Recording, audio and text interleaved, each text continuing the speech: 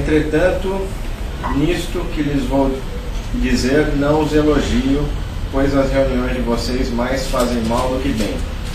Em primeiro lugar, ouço que quando vocês se reúnem como igreja, há divisões entre vocês, e até certo ponto eu creio.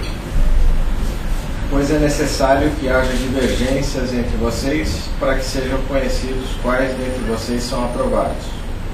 Quando vocês se reúnem, não é para comer a ceia do Senhor, porque cada um come a sua própria ceia sem esperar pelos outros. Assim, enquanto um fica com fome, outro se embriaga. Será que vocês não têm casa onde comer e beber? Ou desprezam a igreja de Deus e humilham os que nada têm? Que lhes direi? Eu os elogiarei por isso? Certamente que não. Pois recebi do Senhor o que também lhes entreguei, que o Senhor Jesus, na noite em que foi traído, tomou o pão e, tendo dado graças, partiu e disse: Isso é o meu corpo, que é dado em favor de vocês. Façam isso em memória de mim.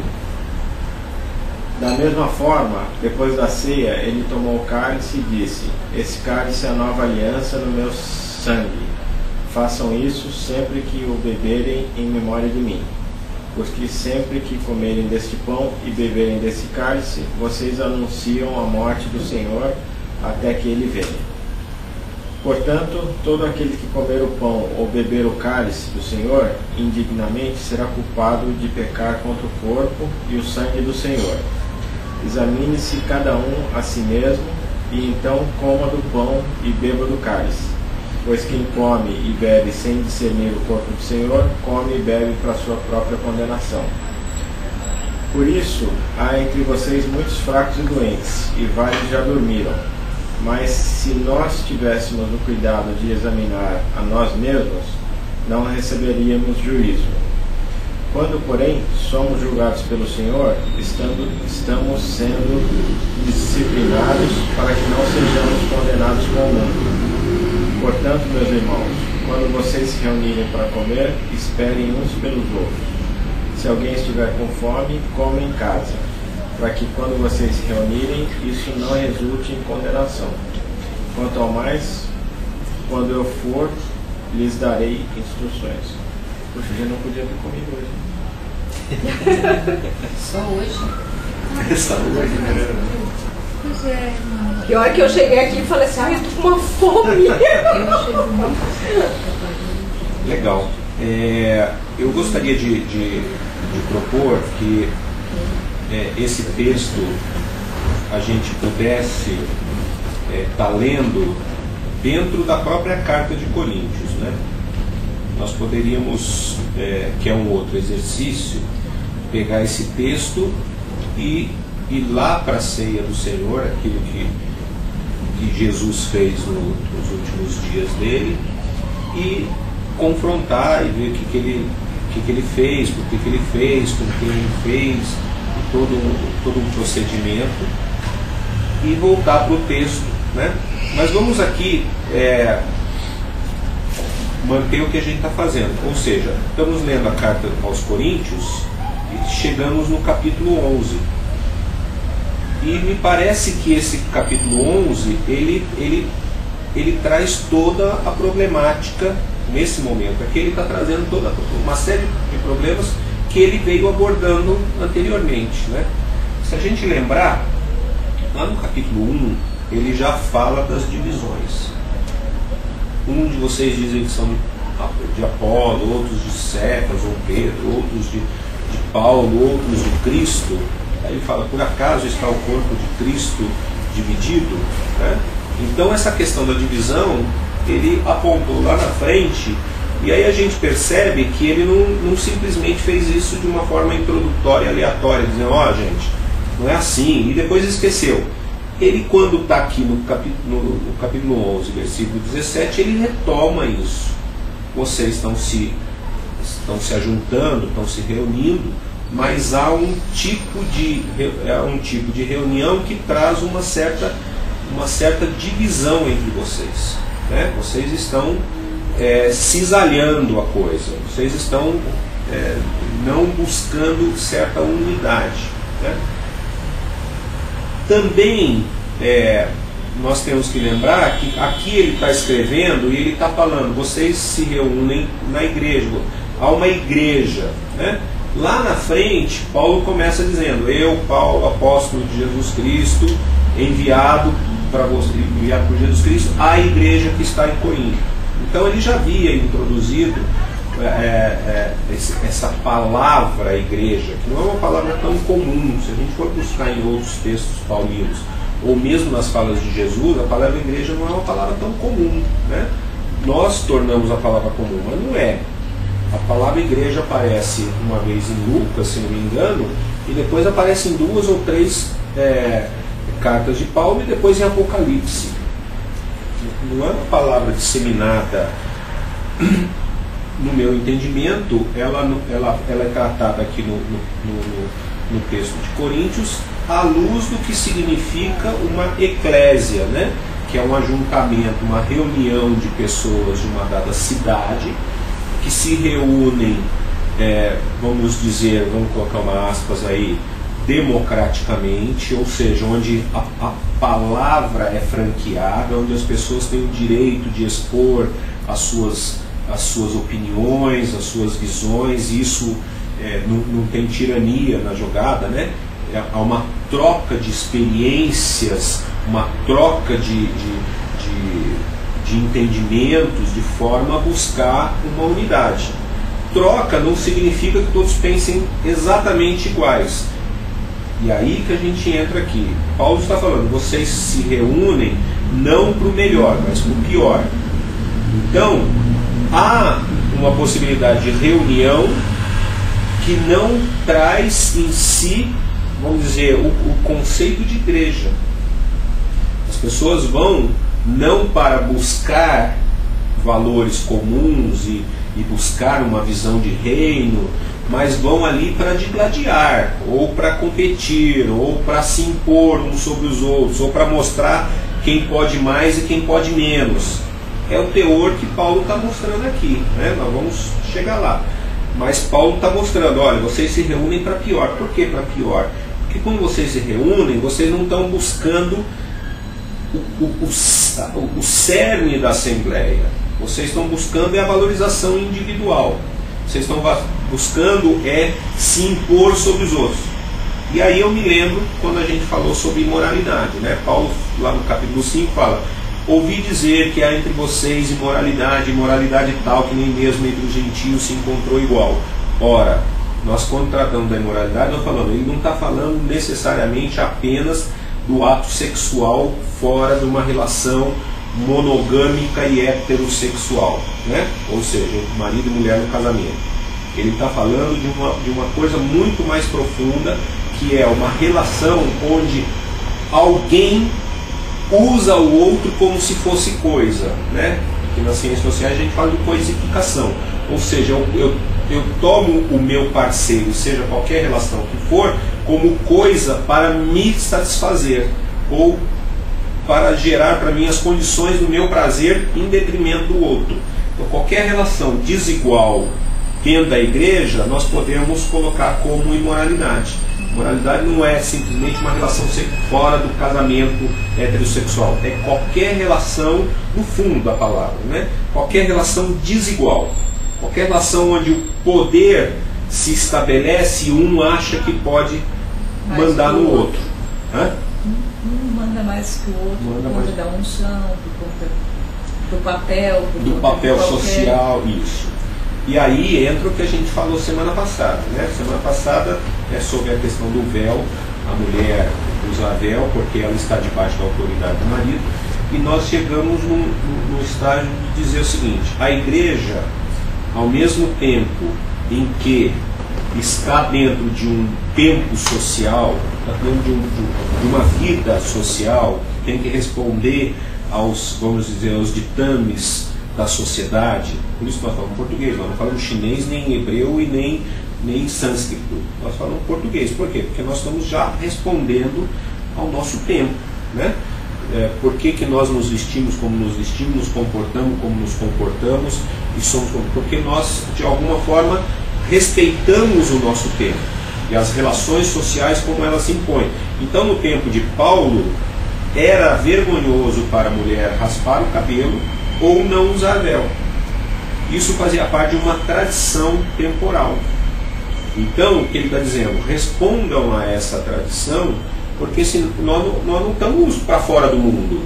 Nós não somos seres que vivemos no etéreo, né? Absolutamente vivendo. Não, nós respondemos ao nosso tempo.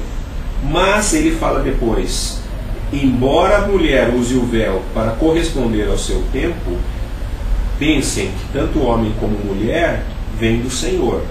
Então, em Cristo há uma tensão entre o estar em sociedade, mas ser alguma coisa diferente, que é uma relação onde os parceiros não são imorais.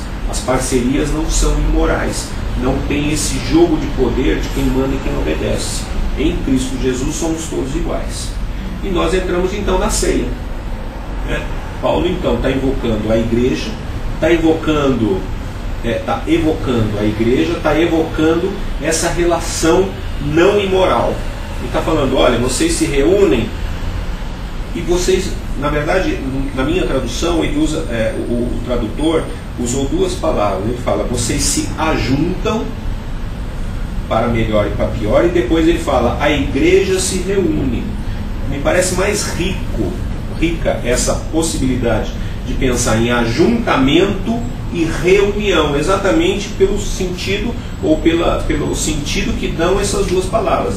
Ajuntar é estar junto, reunir é estar juntos e unidos, é reunir, unir-se novamente, enquanto ajuntar é simplesmente estar próximo numa dimensão espaço-temporal.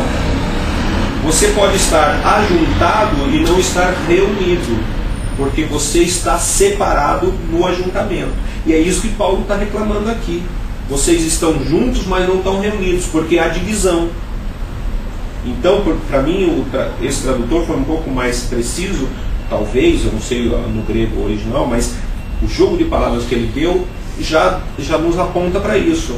A igreja muitas vezes pode estar ajuntada, pode estar num espaço físico único, reunido no mesmo tempo naquele lugar, mas apenas ajuntada. As pessoas foram chegando, mas elas não estão reunidas, porque não existe ali uma disposição única quanto reino, quanto vontade de estar fazendo algo diferente na vida. E aí Paulo entra pesado nessa crítica, né? As igrejas de hoje em dia têm um bocado de juntamento, né? Não chegam a ser reunião, né? São pessoas isoladas umas ao lado das outras, né? Não tem a comunhão. Exatamente. Né? E aí por isso que eu achei legal essa tradução, porque nos dá uma visão muito clara de alguns ajuntamentos que nós participamos. Nós estávamos falando, né? Você entra, ouve um cara falar ou não, às vezes você nem ouve, o cara está falando, mas você já não está, você não está reunido com ele, você está juntado com ele, e você sai e você não tem comunhão com aquilo, né? Você não compartilha com aquelas pessoas que estão ali. Então você se ajuntou, você se aproximou fisicamente e temporalmente. Agora, reunião, você pode estar distante, mas unido. E aí você vai e reúne. Reúne é unir o que estava separado. Reúne ajuntado. Né? Aí é uma outra dimensão. É isso que Paulo fala. Você pode se ajuntar para pior ou para melhor. Juntar para pior é quando você ajunta sem reunir. E ajuntar para melhor é quando você ajunta e reúne. Né? Então aí ele introduz a ceia. Pera só um minuto. Oi. Lê para mim o 19, porque aqui eu não entendo pela minha versão 19. Porque até mesmo importa que haja partidos entre vós, para que também os aprovados se tornem conhecidos em vosso meio. Isso. Esse é um versículo realmente importante de passagem. Eu tomaria duas leituras aqui. Né? A primeira leitura é que numa assembleia, não necessariamente a assembleia pegando o conceito que eu imagino de assembleia, que é o lugar onde as pessoas vão expor as suas razões, né? Vão impor aquilo que experimentaram de Deus, e o corpo vai tentar discernir aquilo. Eu posso discordar da tua experiência com Deus e você pode discordar da minha experiência. Então não precisa ter, vamos dizer, uma mesma experiência. Não é uma mesma experiência, uma homogeneidade. Então eu posso pensar na experiência com Deus diferente com você. O que nós não podemos pensar é que por eu viver diferente da sua experiência, a tua experiência é ilegítima e a minha é legítima. Nesse momento eu separei a possibilidade. Eu disse, eu tenho o conhecimento de Deus e a verdade, e você tem a mentira, porque você não está igual a mim. Portanto, eu já imoralizei a minha relação contigo. Então, aí vem o segundo tipo de partido.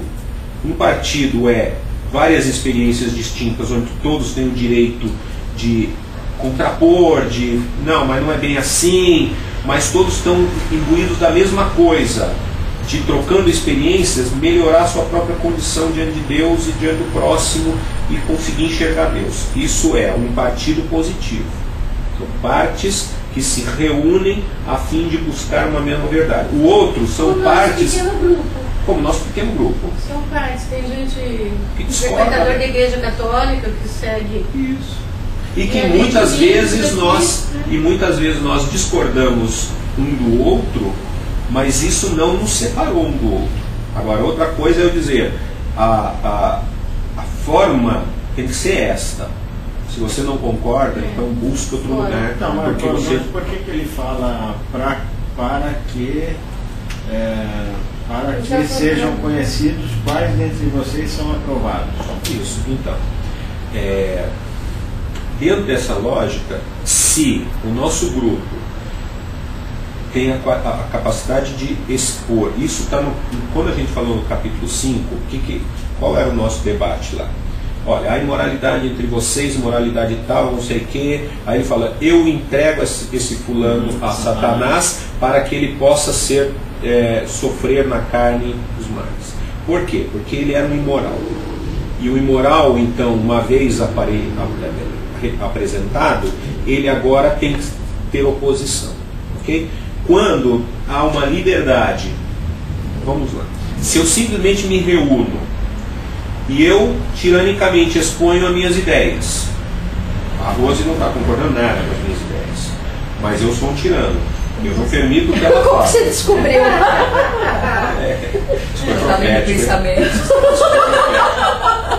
A Rose fala, eu não concordo com esse cara, mas como eu sou um tirano, ela fica quieta. Ela discorda totalmente, ela está fora da reunião, ela está ajuntada e não está reunida, mas ninguém sabe. Socialmente estamos todos aqui, bacana. Agora, uma vez que eu saí da minha tirania, me tornei um cara aberto à discussão, e ela fala, eu não concordo com a tua opinião, você está errado. E eu vou falar, bom, então exponha a tua experiência com Deus e eu vou expor a minha experiência. Com isso a gente consegue localizar uma vontade. Agora, se mesmo eu finjo que eu sou um democrata, deixa ela falar, para simplesmente pegar a cordinha que ela fez e fazer um laço e amarrar, foi revelado a minha própria ganância de poder e de intimidação do próximo. Foi só uma estratégia de laçar o inimigo. Falar, essa daí tem que ser morta. Então, eu acho que eu estou fazendo uma interpretação. Eu fiz uma bela descrição, né?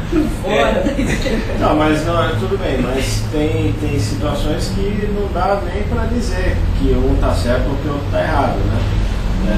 Aqui está dando a impressão de que um está certo e o outro está... Então, o outro será desaprovado. Mas aí eu estou colocando o seguinte, em vez de eu pegar a opinião, eu pego a motivação. Se eu pegar a opinião, então eu vou queimar bruxas na fogueira. Mas se a motivação que ele está falando é o seguinte, deixe os caras falarem para que identifique-se aqueles cuja vontade de estar em meio da igreja é simplesmente vontade de dominação. E no momento que ele expõe a vontade de dominação, fica revelado que não apenas a retórica dele é falaciosa, quanto a motivação é perniciosa. Então esse cara merece a oposição. É imoral. É imoral.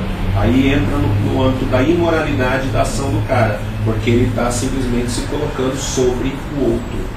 Então deixa acontecer, porque isso é bom, porque aí fica claro aqueles que buscam a imoralidade nas relações, a desigualdade nas relações, e aqueles que estão buscando, ainda que em oposição de ideias, a igualdade. A revelação de Deus na vida dele mesmo. Porque eu acho que cada um de nós traz uma faceta, né, dessa revelação de Deus. Tem um que saiba tudo. Pois é. Tirando eu sei.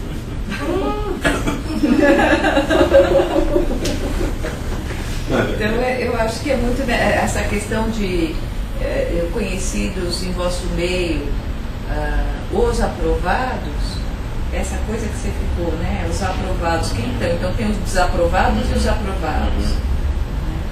Mas eu acho que é nesse sentido, né? Os aprovados seriam essas pessoas que permitem essa revelação, né? Na vida do outro. A experiência com Deus, né? Com o divino, cada um traz a sua. Não dá para pôr numa forma. Quando a gente põe em forma, a gente se distancia de Deus e fica no ajuntamento, não na reunião. A minha linha é exatamente essa, entendeu? Permita que fale, porque a gente vai saber quem está falando. Se você impede, você tem grandes lobos em pele de cordeiro. E aí, dando um passo a mais, ele fala assim: quando vos reuni no mesmo lugar, não é a ceia do Senhor que comeis. E ele começa a entrar na questão da ceia, que é a questão, vamos dizer, central aqui. E eu gostaria de falar um pouquinho sobre a ceia, não sobre o ato da ceia, não o rito. O rito a gente vai festejar semana que vem, o Sérgio vai trazer a ceia para a gente. O rito, não é errado falar em rito, né, gente? O rito é simplesmente é essa renovação num ato simbólico que nos remete a uma coisa maior.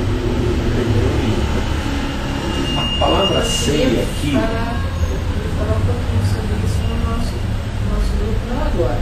Sim, aí semana mas eu que vem... tenho um questionamento se a gente deve propor isso. Né? No fim a gente comenta. A palavra, vamos dizer, o espírito da ceia, eu não tive tempo de buscar no grego aqui, mas a palavra que está no fundo dessa descrição é a palavra ágape, que não foi colocado como amor. Nós temos a ideia do ágape como o amor de Deus que habita naqueles que creem em Deus. E nós não sabemos dizer o que é esse amor. Mas esse momento de reunião que essas igrejas primitivas faziam, e aqui no texto de Paulo traz essa ideia, era chamado por eles de ágape. Porque ágape não é simplesmente o amor no sentido abstrato da palavra, né? Mas ágape é a alegria e o festejamento de estar na presença do outro. Falando um pouco da ceia do Senhor. A ceia é a ceia do ágape. E ágape é uma festa do corpo de Cristo. Portanto, uma festa de estar com o outro em reunião. O ágape é festejar a vida em comunidade, que é chamado de ceia. Então não é simplesmente o partir o pão e beber de um vinho, como eu falei, de um rito talvez. Mas, muito mais do que isso, era uma festa em meio à comunidade ou à igreja, de festejar o fato de sermos irmãos na mesma fé e crermos no mesmo Deus e vivermos a vida plenamente que esse Deus nos podia dar. Então, ágape passa a ser não uma abstração da nossa mente, um ideal da nossa mente, mas uma festa de encontrarmos com o outro. Eu vou falar filosoficamente, mas é a presença do outro diante de nós que nos possibilita perceber o próprio amor de Deus. O amor de Deus não é um amor... é o amor... Não, é o amor pelo outro, que passa por mim. Então o amor que passa por mim, ele visa a Mônica.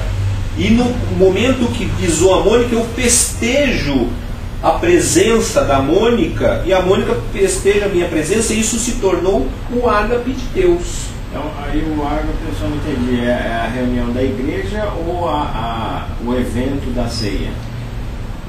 A igreja não se reunia sem ceia. Toda vez tinha a reunião da igreja é que nós temos uma reunião dominical e de uma pregação.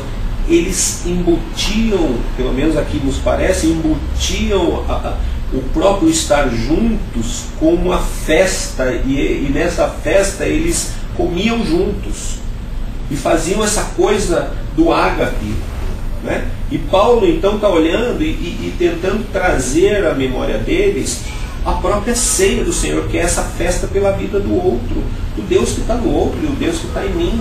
E esse Deus que está no outro, que está em mim, que se reúne e que torna tudo um grande banquete, uma grande alegria de falar, nós estamos juntos nesse negócio. Aí Paulo fala, mas vocês, em vez de fazerem essa reunião que se transforma num ágape, vocês estão se ajuntando para a imoralidade. Ele não usa a palavra imoralidade aqui, mas nós estamos tentando puxar lá de trás. Vocês estão imoralizando aquilo que deveria ser uma festa amorosa por vocês estarem juntos. De um encontro de fato, né? Um encontro de fato, encontrar o outro, reunir com o outro. Então, parece que virou uma comilança, né? Isso que ele fala aí. Vocês estão mais preocupados em comer e beber do que se encontrar com o outro. E mais do que isso, o que espelha aqui é o seguinte, é como nos almoços de domingo de manhã na casa da mãe, né? Que cada um traz um prato. Minha mãe fazia muito disso, né? Quando eu menor, a mãe ia lá em casa, cada um levava um prato, né? É mais ou menos isso, vamos todos nos reunir em um lugar, então cada um leva um prato. Um leva carne, o outro leva salada, o outro leva arroz, o feijão.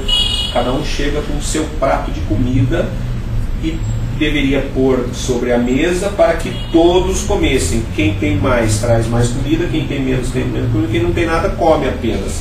Mas aqui o que acontece é o seguinte, quem tem mais leva a comida gostosa, come inteiro e fala, legal que você está aqui.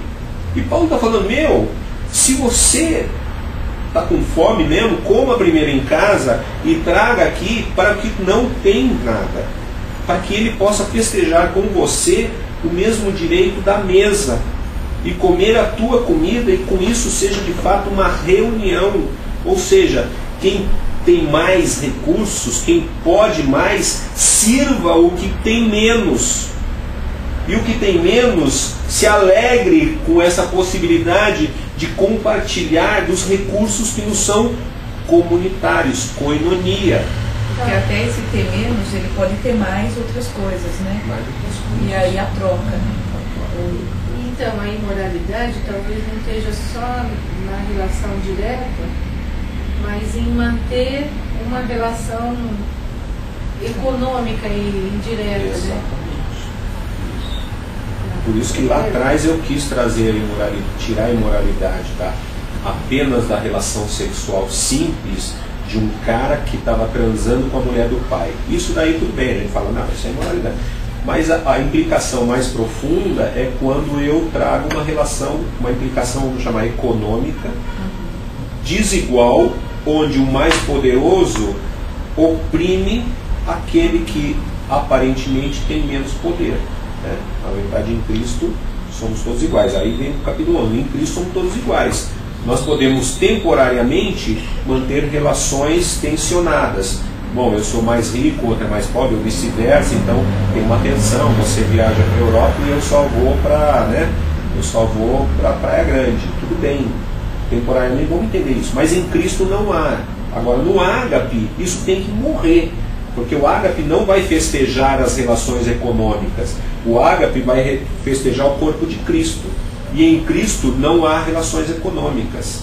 Aí Paulo escracha nessa relação, que não é simplesmente o partir o pão e comer e tomar do vinho, mas é festejar em comunidade a possibilidade de sermos igreja, ou seja, reunirmos em nome de Cristo e termos tudo em comum naquele momento. Que seja somente naquele momento. Depois a gente fala, voltamos, você é meu chefe, ou eu sou teu chefe, ou você é mais proeminente, tudo bem, nós respeitamos a nossa vida social, mas não concordamos com ela. A ceia traz esse respeito sem concordância. Por isso somos igreja. A igreja não é simplesmente dizer amém ao mundo. É uma ação de indignação contra as relações perversas de todo mundo. Eu estou sendo um pouco marxista, mas não é isso. É dizer, olha, tem outras possibilidades e nós vamos festejar essas outras possibilidades. Pois é. Não, eu lembrei da relação que vocês têm com a empregada de vocês, né? Ela é a empregada, ela tem o serviço dela, mas vocês botam o filho dela na escola com toda a estrutura que ele precisa, né? Então é uma relação aí muito mais humana, né? Do que só você só ganhou isso e dane-se. Lembrei disso, essa é a diferença. Ela é a tua empregada, sim, mas ela não está subjugada a contemplar os filhos de vocês e o dela na escola pública cidadã. Essa é a mudança que o Evangelho vem trazer na vida da gente, né? Ações, né? Então, antes da gente entrar na ceia, eu queria que a gente fosse em 1 Coríntios 10, de 14. Eu olhei e vou dar um entendimento que eu tenho desse textinho aqui, que já prepara para o texto do capítulo 11, né? 1 Coríntios 10, 14 diz o seguinte: portanto, meus amados, fugi da idolatria. Falo como a criteriosos, julgai vós mesmo o que eu digo. Porventura, o cálice da bênção que abençoamos não é a comunhão do sangue de Cristo? O pão que partimos não é a comunhão no corpo de Cristo? Pois, embora nós muitos, somos unicamente um pão, um só corpo, porque todos participamos de um único pão. Veja que impressionante o que Paulo está introduzindo no meu ponto de vista. Nós estamos entendendo que na ceia, aquele pão remete ao corpo daquele homem que morreu há 2000 anos atrás. Paulo está dizendo que aquele pão remete ao corpo de Cristo, e que o corpo de Cristo não é somente o corpo de Jesus, mas é o corpo de todos aqueles que estão em Cristo, porque nós somos o corpo de Cristo. Nós, igreja, somos o corpo de Cristo, e não o corpo de Jesus apenas. Jesus inaugurou o corpo de Cristo, mas nós todos somos coparticipantes, temos comunhão no corpo de Cristo.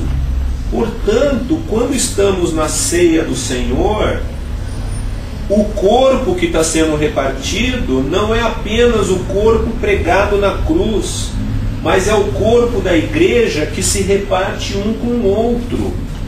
É esta festa que é o festejamento, de nós entendermos que a partir da cruz e da ressurreição, o Espírito foi derramado sobre toda a carne, e agora toda a carne festeja o ser corpo de Cristo, porque nós carregamos em nós Cristo. ainda que nós não vejamos plenamente a nossa cristalização, né? Da nossa cristificação, nós somos o corpo de Cristo. É lindo imaginar, né? O que é aí a festa, porque eu estou festejando com o Cristo que está diante de mim. Eu não estou mais abstraindo com Cristo apenas aquele que eu creio que morreu e ressuscitou há 2000 anos atrás, mas aquele que vive em mim e na Isley. E eu estou diante de Cristo. E eu estar diante de Cristo me traz a alegria da festa da ceia de comunhão. Aí eu me reúno com Cristo, no corpo de Cristo. Então eu tenho um desafio enquanto ceia, não simplesmente lembrar o sacrifício, mas lembrar o corpo. Sacrifício sim. Marcos, eu entendi perfeitamente o que você falou. Estou tentando só enxergar isso aqui, isso que você leu agora no 10, né? Então, primeiro ele fala que é uma participação no corpo de Cristo. Então, tudo bem, o corpo de Cristo pode ter uma dupla interpretação aí. O corpo do Cristo e o corpo de Cristo como igreja, né? Então, isso pode ter duas interpretações, né? Mas depois ele segue, né? Como há somente um pão, nós que somos muitos, somos um só corpo, pois todos participamos de um único pão. É aqui que você está... A minha posição diz, porque embora muitos somos unicamente um pão, nós somos esse pão único, porque nós estamos olhando o corpo de Cristo como o corpo de Jesus.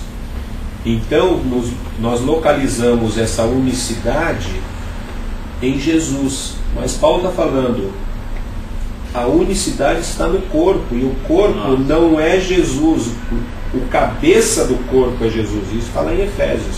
O cabeça do corpo é Jesus. Mas os membros, na verdade aqui em Coríntios 12, né? Cabeça é Cristo, é Jesus, mas o resto do corpo somos nós. O corpo o pão é isso. É a grande família humana. E aí reunida. É a grande família humana reunida numa mesma fé. Compartilhando disso. Isso não tira o fato de que a gente vai falar, pô, Cristo morreu por mim. É verdade, mas esse morreu por mim é que me dá a condição, eu festejo a morte e a ressurreição, porque essa morte e a ressurreição me dá a introdução no corpo. Eu sou introduzido no corpo por esse ato sacrificial, único. Agora, esse ato me leva ao corpo, me introduz no corpo como a todos os demais. Então, a partir daí, eu entendo o corpo não simplesmente em mim, não o Cristo que está em mim, mas o que está no corpo, o qual eu pertenço. E aí a festa é a festa disso, desse amálgama, dessa relação. Tem mais alguém que interpreta assim? Acho que só ele, viu? Mas ele está no corpo. Ele está no corpo. É legal isso, né? Acho que é legal isso, né? Acho que se ninguém viu dessa forma, é uma forma interessante para viver, né? Paulo viu assim. Eu creio que Paulo viu assim. E creio que Jesus viu assim, né? Porque quando agora eu reparto o pão, eu também tenho um duplo sentido. O sentido histórico daquele que morreu na cruz, tendo seu corpo cortado e dilacerado em favor de muitos, como Paulo diz em Romanos, né? Ele dilacerou-se por mim. Mas ele também diz, aquele que quiser vir após mim, pega a sua cruz e siga-me. Nesse momento, eu como corpo também devo me doar ao próximo. Porque o cristianismo só existe enquanto houver próximo. Portanto, eu como corpo também sou chamado a eu mesmo ser cortado e repartido. Repartido em favor daquele que não tem comida. Por isso que Paulo está falando, você traz a comida e você come, você está negando o corpo. Porque o corpo só é corpo quando você se reparte e doa. Está egocentrado, né? É muito menos a questão da comida, muito mais o espírito da coisa. O espírito da coisa. Porque quando eu estou olhando somente o corpo de Jesus, eu falo, o que ele... Hã? Ainda bem que esse século chegou no Rio de Fora. Quando eu estou olhando só Jesus, eu fico pensando o que ele quer dizer que devo discernir o corpo, e quem não discerne o corpo traz maldição contra si mesmo. O que ele quer dizer com isso? Agora, quando eu entendo que eu estou no corpo de Cristo e tenho que discernir o corpo, e em discernindo eu me reparto, eu, ao não repartir, me torno egoísta, eu trago a maldição do egoísmo sobre mim mesmo. Que é estar à parte desse corpo. Eu me separo no momento que eu nego o outro, porque eu estou negando o próprio Cristo, o Cristo que está no seu corpo. Então eu trouxe maldição de estar separado. Aí eu entro no capítulo 5. Esse foi lançado a Satanás. Ele tem uma oposição frontal à sua conduta, ou seja, ele não é corpo. Por isso que temos que deixar o cara falar. Me deixa falar, por favor. Porque no momento que ele fala, eu discerno se ele está no corpo ou se ele está em si mesmo. Ou se ele é o anticorpo. Ele é o anticorpo. Marcos, e aí na descrição de Jesus da ceia, o momento que ele vem para essa abordagem é nessa questão do pega a sua cruz? Não? Pega a sua cruz está num outro momento, não está na ceia. Mesmo Jesus na ceia, ele está falando de si. Vamos pensar, Jesus, ele até a cruz, ele é o unigênito, é o único. O corpo de Cristo é Jesus. Mas quando ele morre e ressuscita, o autor de Hebreus fala assim: agora nós somos uma nação de primogênitos. Ou seja, ele morre unigênito e ressuscita primogênito, de uma nação de primogênitos. É assim que eu estou interpretando a coisa. Ou seja, um só corpo. Paulo fala isso em Efésios, fala isso em Romanos, fala isso em Coríntios. Um só corpo, onde todos nós estamos nesse único corpo. Mas Jesus, o único corpo, era Jesus mesmo, porque só ele tinha coisa, né? Aí quando ele estava falando dele mesmo. Dele mesmo. Mas aí ele fala, fazer isso em memória de mim. Mas não memória do ato apenas sacrificial histórico, mas do ato de um corpo que tem que ser repetidamente repartido entre as nações. Então eu deixo de pensar no pão como Jesus apenas e penso no pão como Jesus e o Cristo. O Cristo, todo o corpo. Aí eu trago para o âmbito, vamos chamar, da eternidade, da história do Cristo ainda presente, porque senão nós falamos, o Cristo foi embora. Aonde que Cristo existe hoje? Naqueles que creem. Esse é o seu corpo. Agora o corpo tem que, toda vez que vocês se reunirem, repartam o corpo. Mas quem é o corpo? É a igreja. Então repartam-se entre si. E Jesus fala, né? E conhecereis sois meus discípulos quando vos amardes uns aos outros, quando vos ágape, quando houver um festejamento da presença do outro. Não simplesmente um amor abstrato e filosófico ou teológico, mas um amor de fato. Uma ação de troca, né? Eu tenho mais comida que você, coma a minha comida, mas me abençoa com a tua presença, com a tua alegria, com a tua vida. Eu também preciso de você. Então eu tenho uma troca, porque senão eu entro no âmbito da tirania, né? Da imoralidade, da coisificação das relações, né? Então a gente só está fazendo uma introdução a isso daqui, mas eu entendo esse texto assim. E aí quando eu entro na ceia, eu já não entro na ceia apenas, é importante esse não apenas, mas um apenas na rememoração daquilo que meu Senhor fez. É extremamente importante, porque isso é um ato inaugural e eterno na nossa vida. A morte, o doar-se.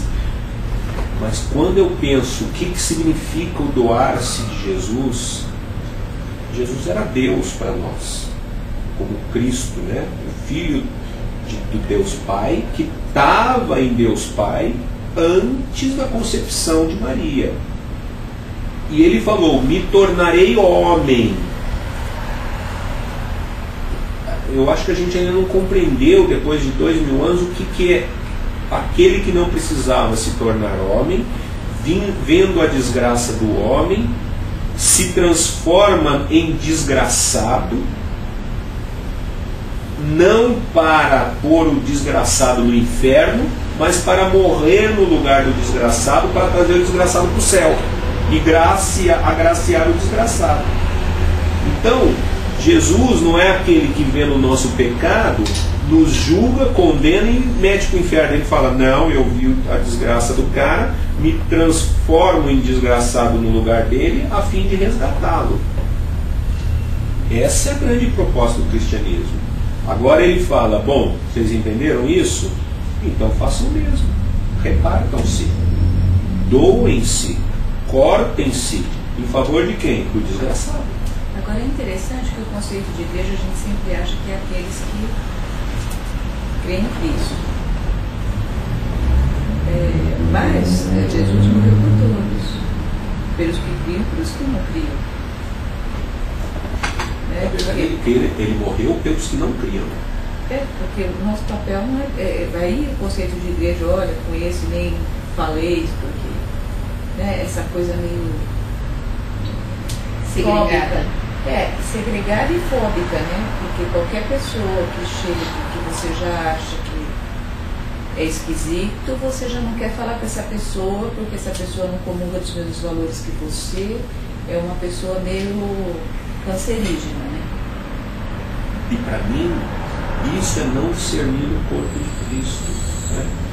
Porque a gente não sabe, né, o que vai ser dessa pessoa. Nós não sabemos quem vai ser salvo e quem não vai. E como você vai fazer diferença para essa pessoa se você não falar? Como que ela vai ver Deus, Jesus, em você, se você não se aproxima? Paulo, escrevendo aos Romanos, escreveu o seguinte: eu estou ficar só em Coríntios, mas eu estou escapulindo. Ele diz: porque Deus prova o seu grande amor, o seu grande ágape para conosco, pelo fato de ter Cristo morrido por nós, quando nós éramos ainda pecadores.